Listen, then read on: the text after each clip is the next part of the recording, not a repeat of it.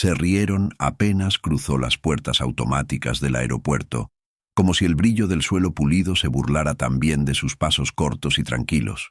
Primero fueron sonrisas escondidas detrás de teléfonos levantados. Luego vinieron los murmullos, ese zumbido de colmena que siempre se envalentona cuando encuentra un blanco fácil. Él no aceleró ni un milímetro. Caminaba con el pecho quieto y la mirada limpia, como quien conoce la distancia exacta entre el ruido y la verdad. En el mostrador, la agente de la aerolínea lo miró con esa cortesía apurada, que no es cortesía, sino trámite. Documento, por favor. Él lo entregó sin dramatismo. Una carpeta de cuero gastado, que había sobrevivido a más países que la memoria de muchos que estaban ahí para juzgarlo. La mujer tecleó sin levantar la vista. Detrás, un tipo con chaqueta de imitación murmuró algo sobre asientos infantiles, y el de al lado soltó una risita ansiosa de aprobación. La crueldad siempre busca coro. Sola no se atreve a mucho. Pidieron que pesara el equipaje de mano. Él colocó su maletín sobre la balanza y abrió los cierres cuando se lo solicitaron. Adentro, todo ordenado con una disciplina casi artesanal. Una camisa blanca, un cuaderno con tapas de corcho, un reloj antiguo envuelto en un pañuelo azul, un sobre con documentos y una pequeña brújula guardada en una caja de metal abollada por los años. La brújula había sido de su madre. Nunca lo perdía. Le recordaba que el norte no es un lugar, es una decisión. ¿Y esa cajita?, preguntó el de la chaqueta, ya sin disimulo. ¿Tesoro pirata? Él no respondió. Cerró el maletín con suavidad, como quien pone punto final a una oración. La agente anunció que todo estaba en regla, sorprendida de que no hubiera excusas para negar nada. A veces, la burla se alimenta de obstáculos. Cuando no los encuentra, se queda con hambre. Pasó a seguridad. El guardia, más curioso que hostil, le hizo las preguntas de rutina: destino, motivo del viaje, tiempo de estadía. Él contestó con frases cortas, sin adornos. El tono del guardia cambió un poco. No era respeto todavía, pero sí un reconocimiento opaco, el que nace cuando uno advierte que la historia frente a sus ojos es más grande que el chiste que tenía preparado. En la sala principal, las pantallas anunciaban demoras, puertas, ciudades que se invitan entre sí. A su lado, una madre tiró suavemente de su hijo para que no mirara fijo. El niño, sin embargo, alcanzó a saludar con la mano. Él devolvió el gesto, y por un segundo el cemento, el vidrio y el metal parecieron recordar que, antes de ser estructura, también fueron arena, sílaba, inicio. Su nombre sonó por los altavoces. Claro, exacto, pronunciado sin titubeos. Varias cabezas giraron, como si quisieran verificar que ese nombre perteneciera de verdad a ese cuerpo. «Diríjase a la entrada lateral», añadieron. El hombre de la chaqueta carraspeó, incómodo. El guión de su burla perdía sentido. Una empleada con credencial lo esperaba junto a una puerta discreta. Tenía la postura recta de quien recibió instrucciones claras. «Señor, por aquí», dijo, abriendo paso. Él asintió con un gesto mínimo y avanzó. Detrás de la puerta, el pasillo estaba silencioso. Las paredes de vidrio reflejaban su figura y a la vez la devolvían entera, sin caricaturas. Cada reflejo era un recordatorio. La dignidad no pide permiso.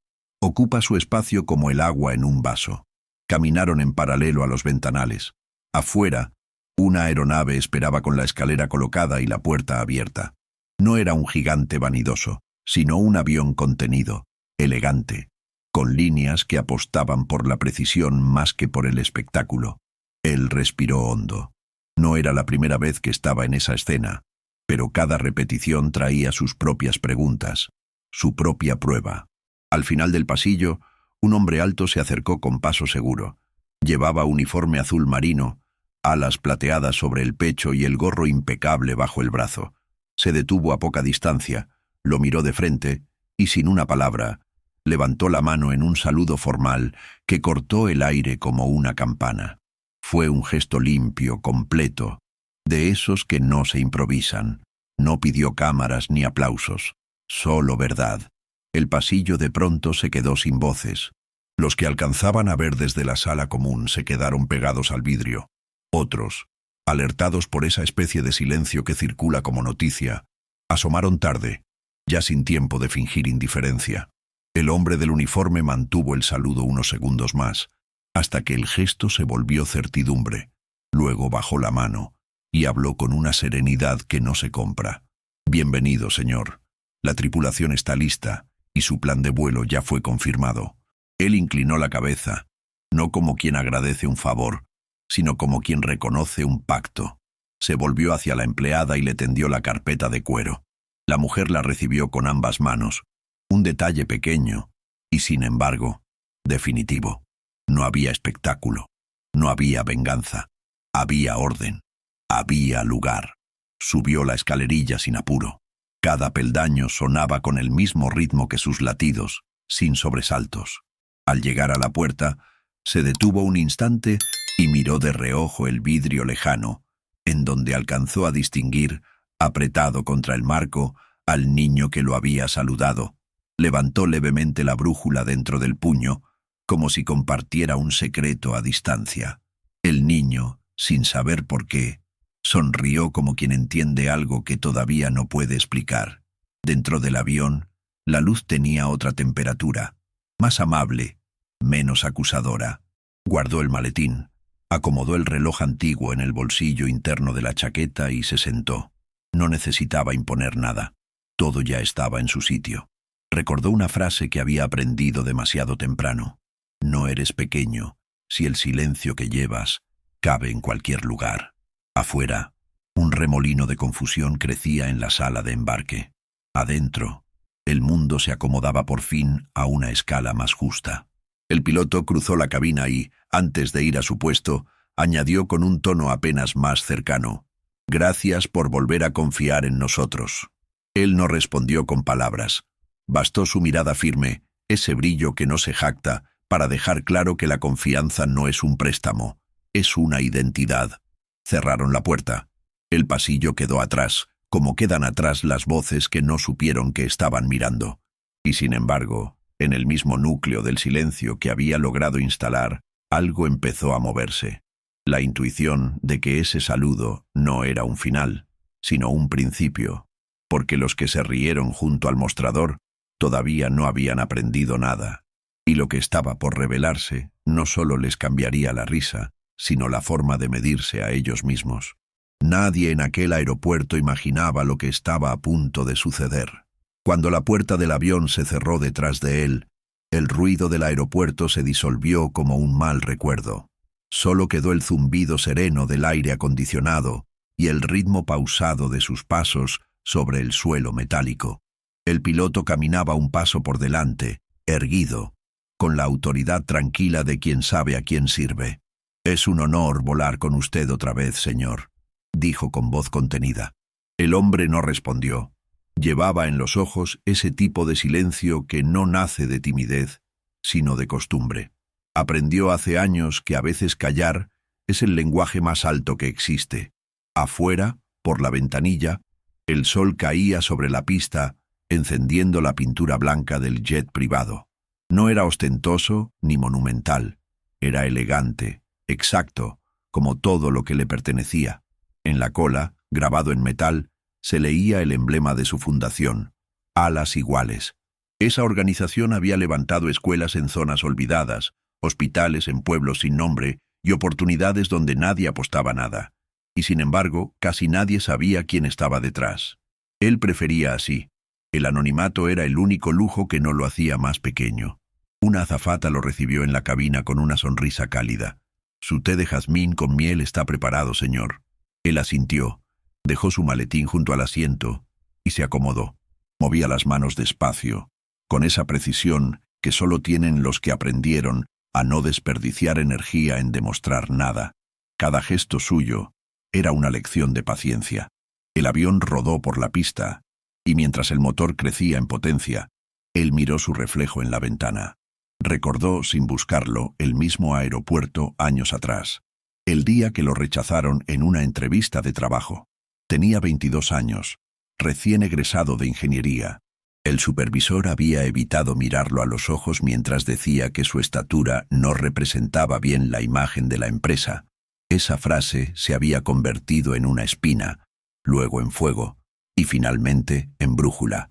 Algún día, se prometió, Estas mismas puertas se abrirán para mí, no porque lo pida, sino porque no podrán cerrarse. El avión despegó, rompiendo la línea del horizonte. Abajo, la ciudad se encogía, y con ella el ruido del mundo. En su regazo, la pequeña caja metálica vibró con el despegue. La abrió apenas. Adentro, la brújula de su madre seguía intacta, marcando siempre el mismo norte, aunque el cielo se moviera. Recordó su voz, suave pero firme. «Hijo, no hace falta crecer más para alcanzar el cielo. Solo sostener la mirada cuando el viento empuje». El piloto apareció un instante después, sosteniendo una tableta con la ruta de vuelo. «¿Desea revisarla?» Él miró la pantalla. Dubái, Ginebra, Singapur. Ciudades, negocios, proyectos. Cada destino, una promesa que ya no necesitaba pronunciar. Firmó con la punta del dedo. «Proceda». Durante unos minutos la cabina quedó sumida en un silencio perfecto. La azafata volvió y le acercó un sobre. «Señor, un mensaje del aeropuerto, viene firmado por el jefe de seguridad». Él lo abrió. Dentro había una nota breve. «En nombre del personal del aeropuerto central, le pedimos disculpas por el incidente de esta mañana». El capitán insistió en entregar este mensaje. «Buen vuelo, señor». Él leyó la carta 2 veces, sin mostrar sorpresa. Luego la dobló y la guardó junto a la brújula. «Dígales que acepto sus disculpas», dijo con serenidad, «y que ojalá aprendan a no necesitar pedirlas».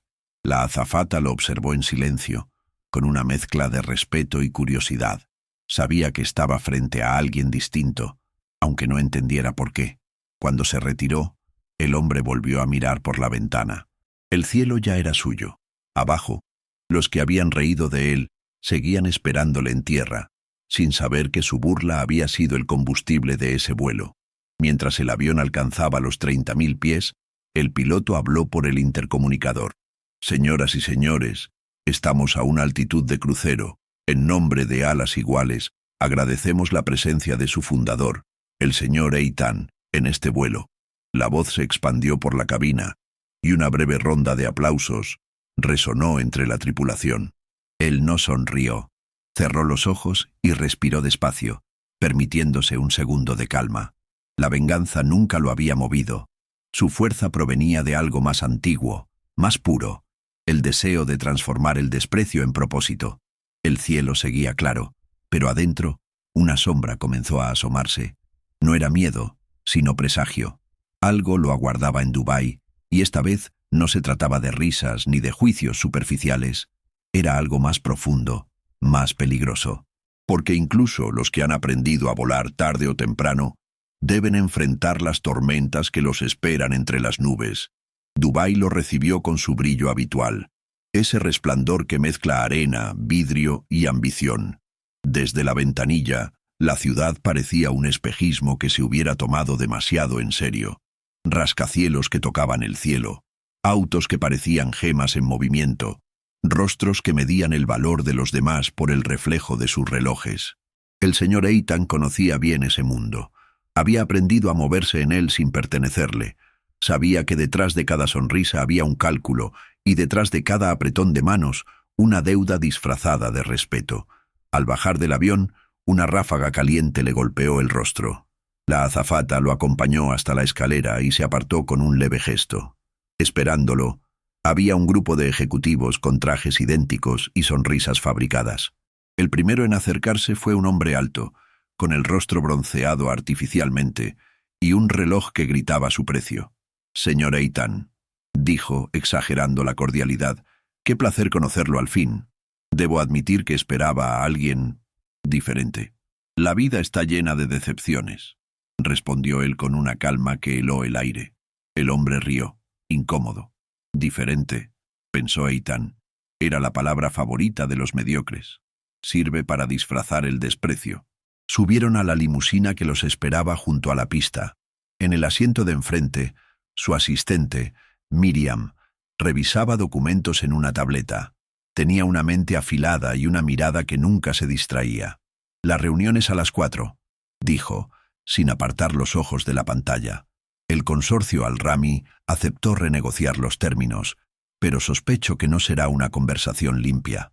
«Ninguna lo es», contestó él mirando por la ventana. Afuera, La ciudad se extendía como un espejismo infinito. Era difícil no recordar cuando había llegado allí por primera vez, con los bolsillos vacíos y el orgullo aún más ligero. En aquel entonces, nadie lo saludaba, nadie lo miraba dos veces.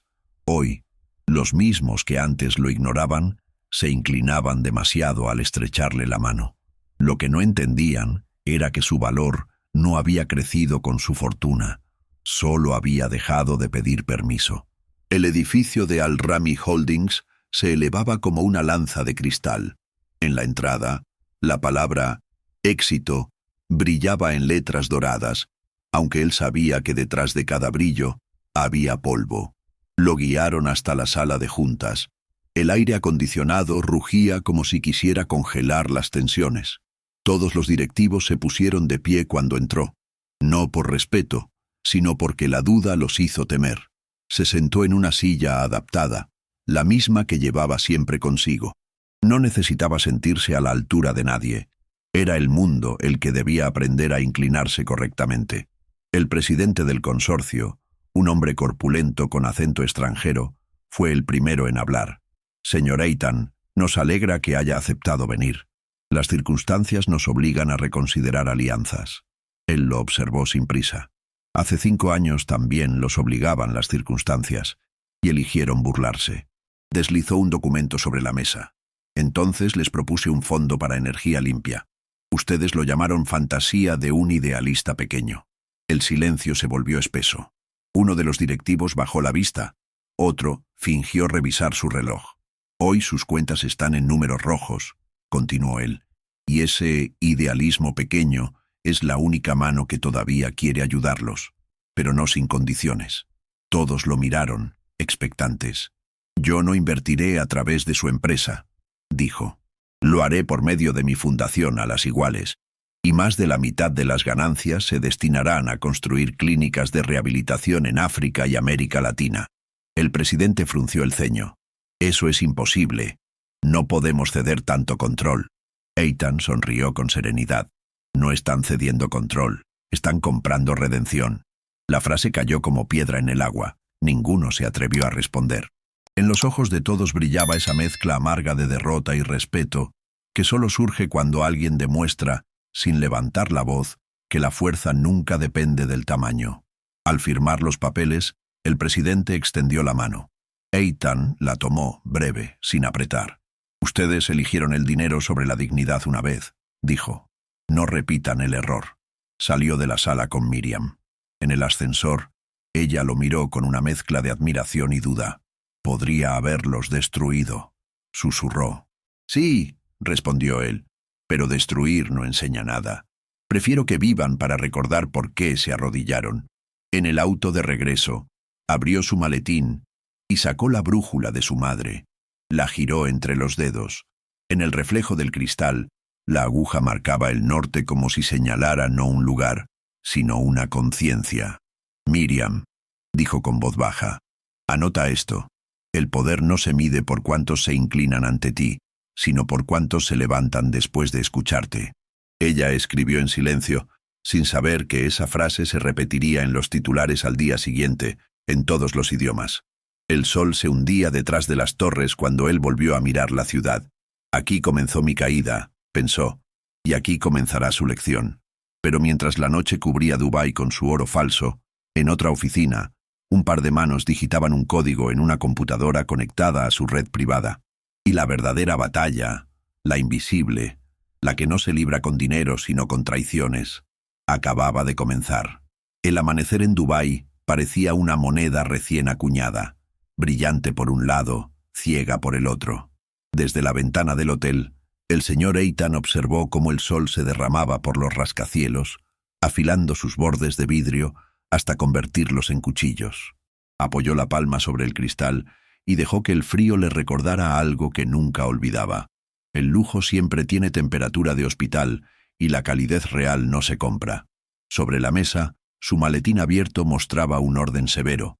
Contratos, un cuaderno, 2 lapiceras idénticas y al centro, la pequeña brújula de su madre. La levantó con delicadeza. La aguja osciló apenas y encontró el norte como quien encuentra una palabra después de morderse el silencio. Miriam entró sin hacer ruido. Traía ojeras de trabajo y una serenidad disciplinada.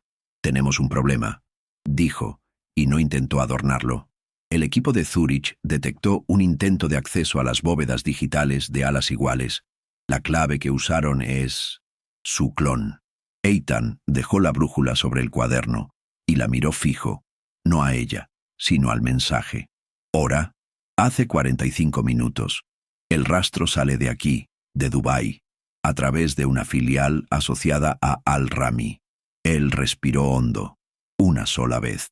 «Cuando un ladrón entra por una ventana, alguien dejó la cortina abierta», respondió sin elevar la voz. «Y cuando copian una llave, alguien se sentó demasiado cerca de la puerta». Miriam sostuvo su mirada. «Puedo pedir a seguridad que bloquee todo el tráfico desde la red local y levante muros extras». «Hazlo», dijo él, «y envía un mensaje al presidente de Al-Rami. Quiero verlo hoy, antes del mediodía». La reunión llegó antes que el café. En el piso 42 del edificio de cristal, el aire tenía olor a menta y miedo. Los directivos esperaban con las sonrisas flojas de quien presiente que la silla se ha vuelto hielo. El presidente intentó tender la mano. Eitan la vio en suspensión y no la tomó. Se sentó en su silla adaptada, esa pequeña isla donde nunca naufragaba, y apoyó la brújula a su lado, como un testigo silencioso. «Anoche», comenzó, «alguien intentó entrar a las bóvedas de mi fundación utilizando mis credenciales. El punto de origen, por desgracia para ustedes, conduce a una de sus subsidiarias». El presidente abrió la boca, pero el sonido no salió. Un director resbaló su mirada hacia la mesa. Otro se acomodó el reloj, como si allí estuviera escondida una respuesta. «No vine a escuchar excusas», siguió Eitan. «Vine a ofrecerles algo que no están acostumbrados a ver. Un espejo». Hizo un gesto y Miriam proyectó en la pantalla una trenza de datos. Horas, IPs, rutas, nombres en clave. El desprecio suele pensar que la misericordia es una cerradura rota. No lo es. Es una oportunidad. Y ustedes acaban de demostrar que no saben qué hacer con ella. El presidente recuperó la voz de golpe. «Habrá sido un actor externo. Podemos investigar juntos». «Juntos ya lo hicimos ayer», lo cortó Eitan. «Hoy les toca aprender solos. A partir de este minuto suspendo la inyección de capital y mantengo el acuerdo bajo condición pública. Todo ingreso que debían recibir de alas iguales se redirigirá, en su totalidad, a clínicas de prótesis y rehabilitación en 3 países con los que ustedes jamás han hecho negocios. Y publicaré el motivo». La palabra «publicaré» tuvo el efecto de un vidrio rompiéndose. La sala respiró distinto. El presidente apretó la mandíbula. «Eso nos hundirá». «No», dijo Eitan con una calma que abría camino. «Eso los obligará a aprender a nadar». Se levantó sin violencia, como quien devuelve una silla al lugar correcto.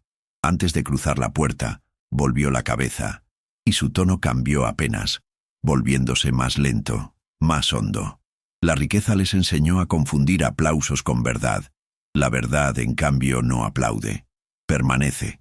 Nos veremos cuando recuerden cómo mirar sin calcular. En el pasillo, Miriam exhaló el aire que no había notado que retenía. «Podríamos aplastarlos legalmente», susurró. «En una semana estarían implorando». «Implorar no educa», respondió él. «Prefiero que despierten». El ascensor descendió tragándose pisos como fichas de dominó. Eitan miró la pared despejada y encontró su figura. Pequeña, nítida, completa. Detrás, alcanzó a ver el reflejo de 2 empleados que hablaban en voz baja mientras creían que nadie los oía. «Se lo merece», dijo uno. «¿Quién se cree que es?». El otro no respondió. Tenía esa expresión que en los humildes se llama paciencia y en los orgullosos, odio quieto. Eitan bajó la vista hacia la brújula. La aguja vibró un segundo y volvió al norte. «Estoy donde debo», pensó. Pero el norte no era un lugar. Era una decisión reiterada cada vez que lo empujaban al sur. De regreso en el hotel su teléfono vibró. Mensaje desconocido. «No hemos terminado». 3 palabras. Sin firma. Sin amenaza directa. Solo la cortesía de quien avisa que el golpe siguiente no tendrá cortesía. Miriam ya estaba conectada con Zurich y Ginebra. Han replicado la clave en una cadena de VPNs. No buscan dinero, informó. Buscan incendiar la reputación. Publicar que alas iguales es una máscara para desviar fondos. Eitan apoyó los dedos sobre la mesa, uno por uno, como marcando un compás. La mentira siempre tiene prisa, dijo. La verdad, en cambio, llega puntual. Prepara un paquete de transparencia total.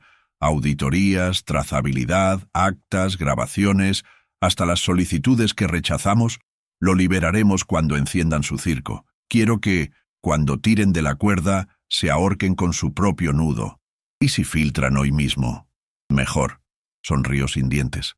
Así aprenderán que no se ataca a quien vive con las ventanas abiertas. La tarde se espesó en el cielo como tinta. El calor cayó 1 grado y Dubái se puso en marcha hacia su espectáculo nocturno. Eitan sacó de su bolsillo la brújula y la caja de metal abollada que la protegía. En la tapa, su madre había grabado a pulso una frase, torpe y exacta: no te midas con la vara de nadie. Pasó el pulgar por las letras gastadas con una ternura que no distraía, sino que afilaba su determinación. Miriam, dijo, agenda vuelo a Ginebra esta noche, y que el capitán esté listo. Si quieren fuego, lo apagaremos sobre hielo. Antes de salir hacia el aeropuerto, se detuvo en el lobby.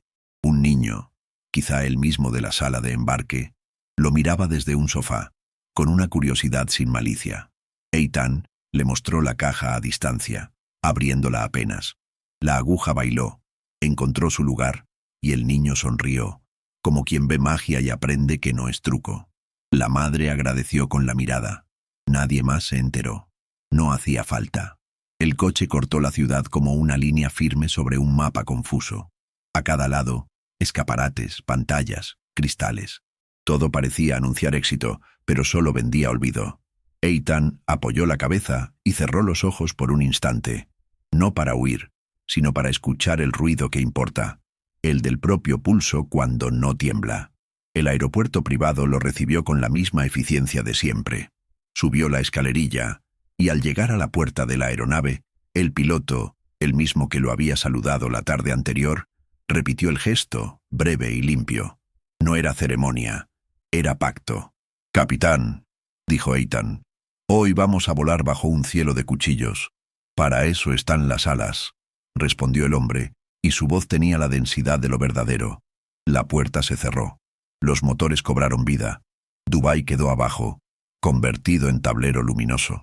En la cabina, Eitan sostuvo la brújula con una mano, y con la otra, marcó el envío del paquete de transparencia a los notarios de Ginebra.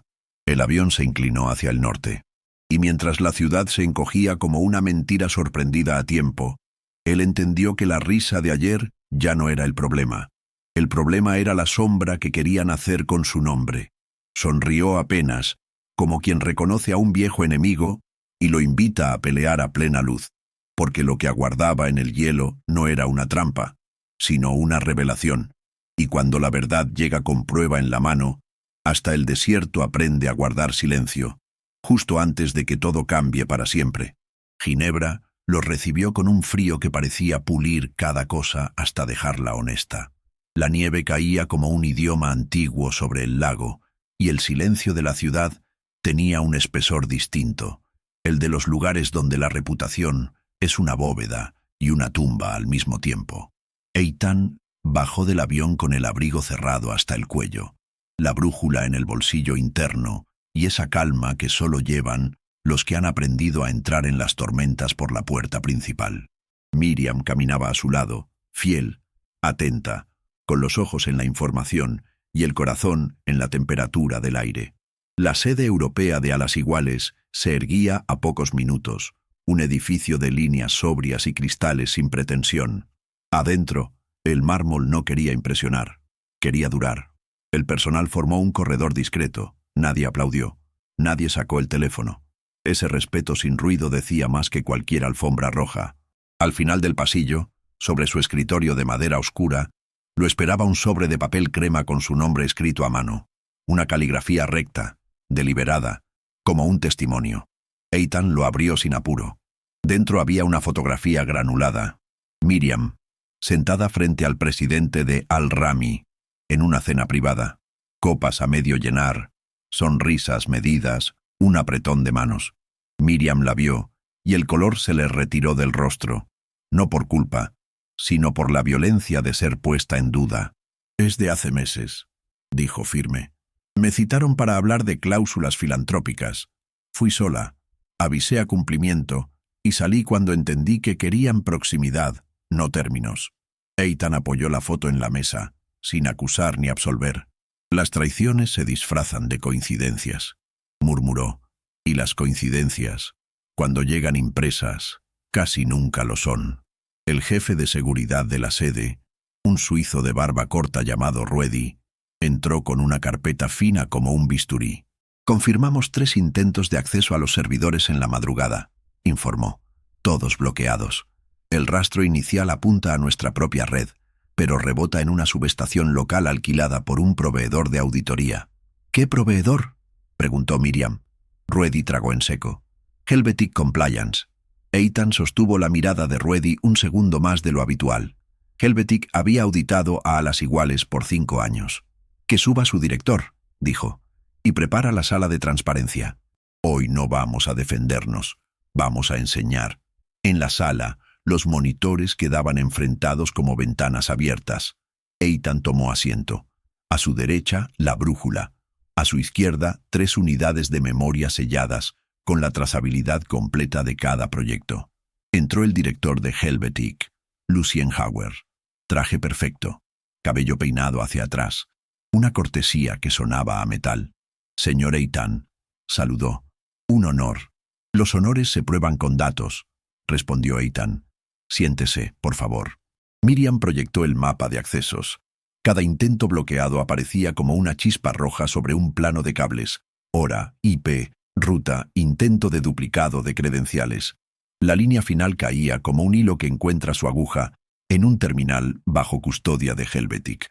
No fue un accidente, fue un pasillo. Lucien no parpadeó. «Nuestros sistemas fueron vulnerados por terceros», ensayó. «Podemos cooperar en la investigación». «Ya lo hacen», replicó Eitan. Sentándose ahí, Ruedi acercó una tableta con una última captura. La huella de un token físico activado a las 3:17 asignado por contrato a un auditor de Helvetic que llevaba 3 meses en licencia. Miriam cruzó los brazos. «Licencia por motivos familiares», leyó. «Y sin embargo, el acceso nocturno lleva su firma. Demasiada familia a esa hora». Lucien sostuvo la compostura, pero la comisura del labio le tembló como una cuerda mal afinada. «Puedo llamar a mi consejo». «Llame a su conciencia», dijo Eitan. «A su consejo lo llamarán los fiscales cuando publiquemos esto». Un asistente entró con el rostro pálido de quien trae el clima adentro.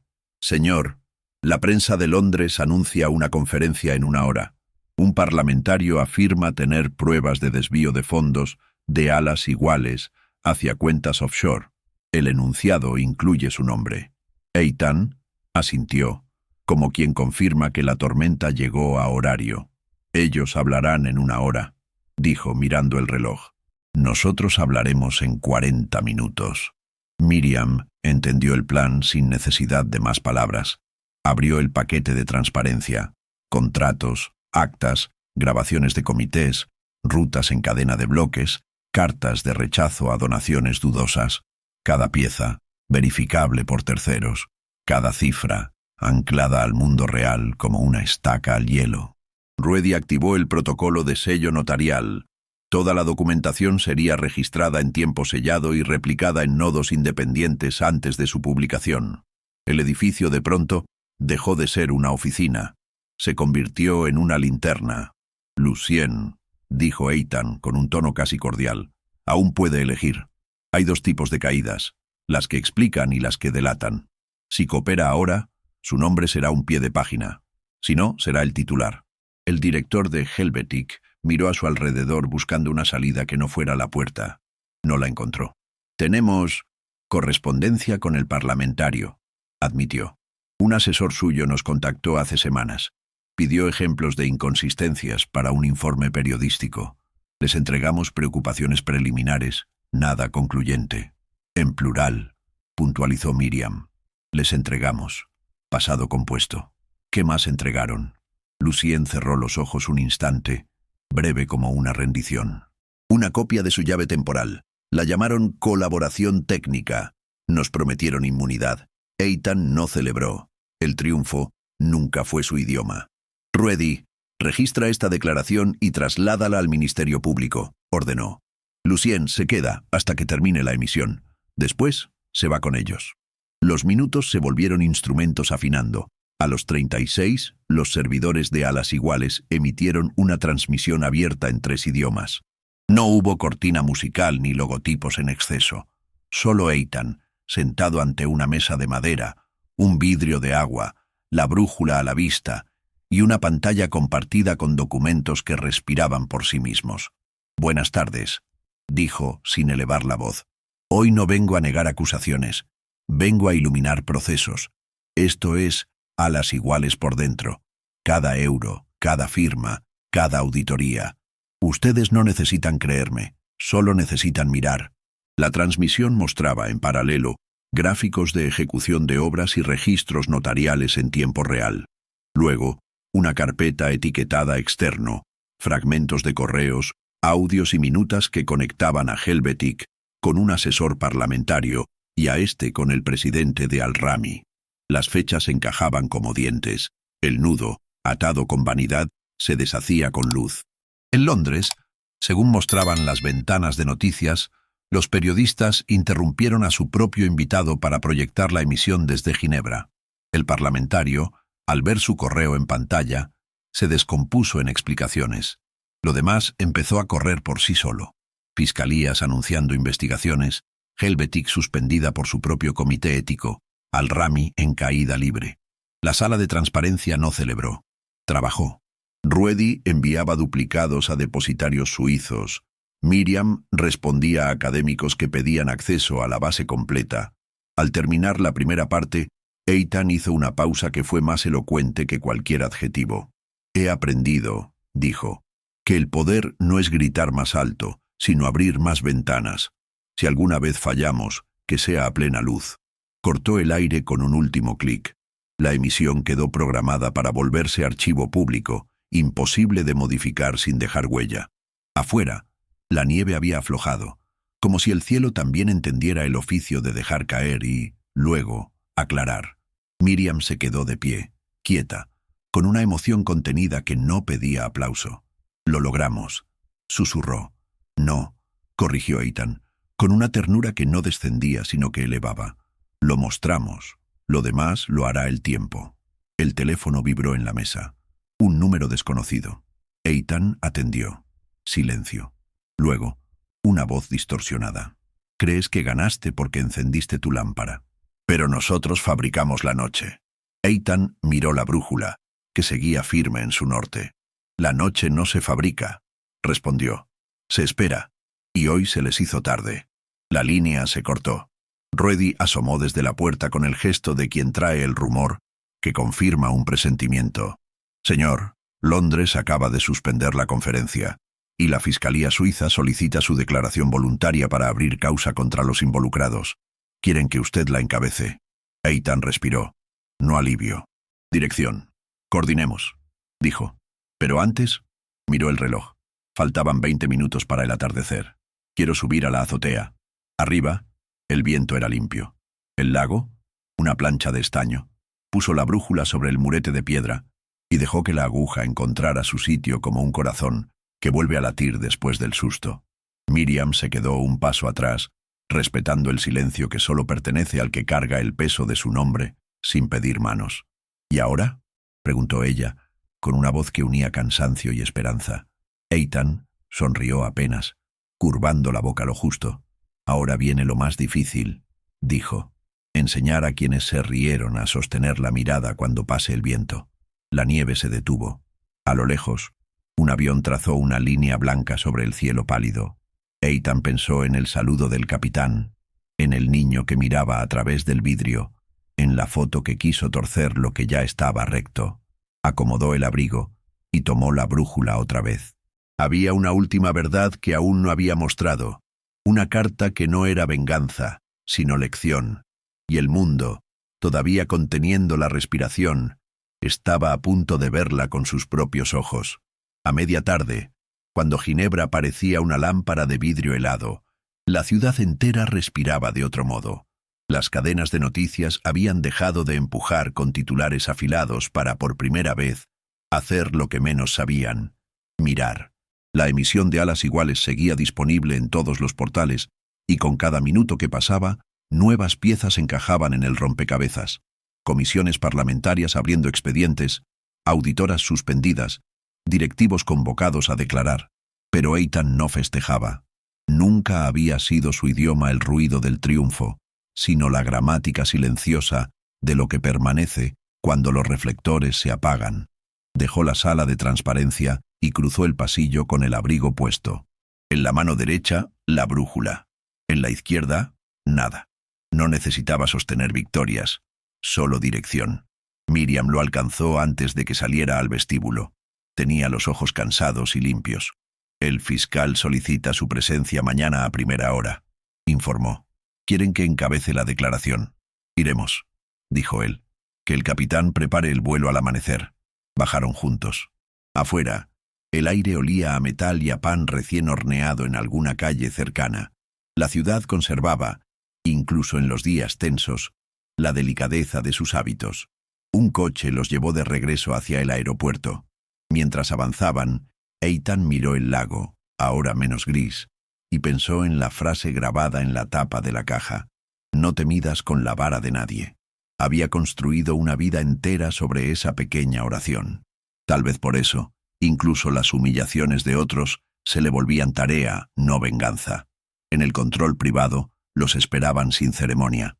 El capitán, con el uniforme impecable, se adelantó hasta los pies de la escalerilla. No hubo prensa, ni alfombra. Solo el mismo gesto que había cortado el aire en aquel aeropuerto lejano. La mano en la visera, el cuerpo recto, el silencio que convierte un saludo en palabra mayor. El capitán sostuvo la postura un instante y luego dijo con una calma conmovida: «Gracias por enseñarnos a mirar, señor. Hoy volamos más alto no por la altitud, sino por la vergüenza que dejó de pesarnos». Eitan inclinó la cabeza, como quien acepta una gratitud que no necesita dueño. Antes de subir, escuchó pasos pequeños detrás. Se volvió. En el borde del hangar, un niño lo miraba con esa curiosidad sin pinchos que solo tienen los ojos nuevos. No era el mismo de la sala de embarque, y al mismo tiempo lo era. La infancia se parece entre sí, cuando todavía no aprendió a burlarse. Eitan abrió la caja de metal y dejó ver la brújula. La aguja vaciló un segundo y volvió a su norte. «¿Siempre marca lo correcto?», preguntó el niño sin miedo. «No», respondió Eitan casi en un susurro. «Solo recuerda dónde estaba la última vez que fuiste sincero contigo». La madre agradeció con un gesto y se llevó al chico. Eitan subió la escalerilla y el capitán lo siguió. En la cabina, Miriam se sentó frente a él con la tableta apagada. No tenían que revisar nada más. A veces el trabajo termina cuando uno aprende a no defenderse del todo, sino a abrirse por completo. El avión rodó y despegó con la naturalidad de un hábito noble. La ciudad se hizo pequeña como una culpa que empieza a entenderse, y las nubes, antes planchas de estaño, se abrieron como cortinas tibias. Miriam rompió el silencio con una pregunta que venía madurando desde la foto en el escritorio. «¿Está enojado conmigo?» «No», dijo Eitan sosteniéndole la mirada. «Estoy atento. El enojo construye paredes. La atención abre ventanas. Pudieron usarme», insistió ella. «Intentaron usarte», corrigió. «Y al final fuiste puente para la verdad. Eso duele, pero salva». Miriam asintió. No lloró. Entendió. De eso se trataba todo. De aprender sin agrietarse. De sostener el hilo fino de la dignidad, aun cuando la cuerda de afuera se quiebra. El capitán apareció un minuto después. «Señor», anunció, «nos solicitan unas palabras en vivo para una cadena suiza. Podríamos conectarlo en unos instantes». Eitan negó con suavidad. «Hoy no», respondió. «Que hablen los documentos. Cuando los hechos terminan una frase, las declaraciones suelen ser un adjetivo de más». El capitán sonrió, comprendiendo más de lo que dijo, y volvió a su puesto. Quedaron otra vez los tres. El rumor del motor, la caja de metal con la brújula y los pensamientos que no se apuran. A mitad de vuelo, el sol rompió una capa de nubes y llenó la cabina de un oro discreto. Eitan apoyó la frente en el vidrio. Recordó su primera entrevista rechazada, los pasillos donde el ridículo parecía deporte, los ascensores que reflejaban una figura pequeña que entonces le pedía permiso a la sombra. Recordó también a su madre tallando, con paciencia obstinada, las letras torcidas de aquella tapa metálica. No te midas con la vara de nadie. Cada golpe de punzón había sido, sin saberlo, un paso en su plan de vuelo. ¿Sabe qué creo que pasó hoy?, dijo él, sin apartar la vista del cielo. ¿Qué?, preguntó Miriam. Que muchos dejaron de medir, por un instante al menos. Y cuando eso ocurre, la gente vuelve a ver. El resto del trayecto transcurrió en un silencio limpio. Aterrizaron cuando el día comenzaba a doblarse sobre sí mismo, y la pista de Ginebra recibió al avión con una serenidad casi doméstica. No esperaban cámaras ni aplausos, solo un corredor de técnicos trabajando con la atención de quien entiende que la precisión también es una forma de respeto. Al pie de la escalerilla, Eitan se detuvo y miró hacia atrás. El horizonte de la ciudad parecía una frase correcta. La luz, ahora más suave, hacía del hielo un espejo donde nadie se veía mejor de lo que era, pero tampoco peor. Pensó en los que se rieron de él, en los que lo traicionaron, en los que lo defendieron a tiempo, y eligió, como tantas otras veces, no cargar con ninguno, cargar solo con su norte. En la salida, una trabajadora de limpieza se apartó un paso para dejarlo pasar, y al hacerlo, murmuró sin mirarlo: «Gracias por no gritar». Eitan la escuchó como se escucha al agua, con gratitud sin ceremonia. «Gracias por seguir», respondió sin detenerse. Caminaron hacia el coche. Miriam, a su lado, guardó la tableta. «¿Cuál es la lección hoy?», preguntó.